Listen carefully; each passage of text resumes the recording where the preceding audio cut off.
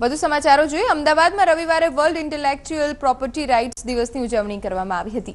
Science city ખાતે યોજાયેલ ઉજવણીમાં ગુજરાતના જુદા જુદા જિલ્લાઓમાંથી આવેલા વિદ્યાર્થીઓને પેટન્ટ્સ, કોપીરાઇટ, સાયબર લો વગેરે વિષયો પર માહિતી આપવામાં આવી હતી।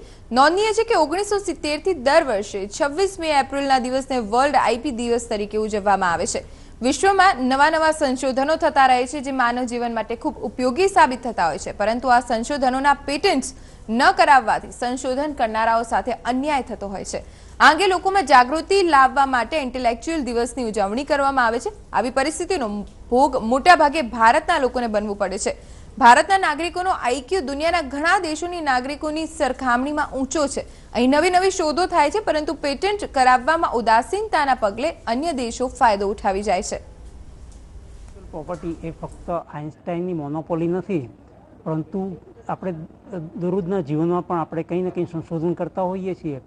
એનું પ્રોટેક્શન કેવી રીતે કરવું અને શા માટે કરવું એની ચર્ચા કરવામાં આવી છે અને યુવાઓને એ જ મેસેજ આપવામાં આવ્યો છે કે તમે દરરોજ કંઈ સંશોધન કરો છો તો એને પ્રોટેક્ટ પણ કરો, જેથી એનું મોનેટરી કન્સિડરેશન આપને મળી શકે અને આપને પ્રોત્સાહન પણ એના માટે મળે કે જેથી ફર્ધર રિસર્ચ કરી શકે, ઇનોવેશન કરી શકે।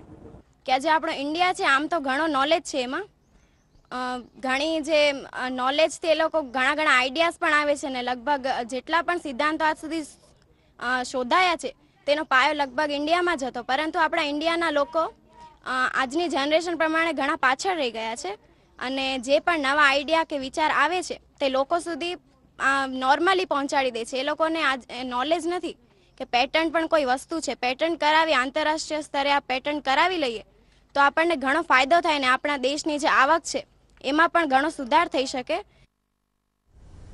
તો બુલેટિનમાં હાલ આટલું જ। રજા આપશો। નમસ્કાર।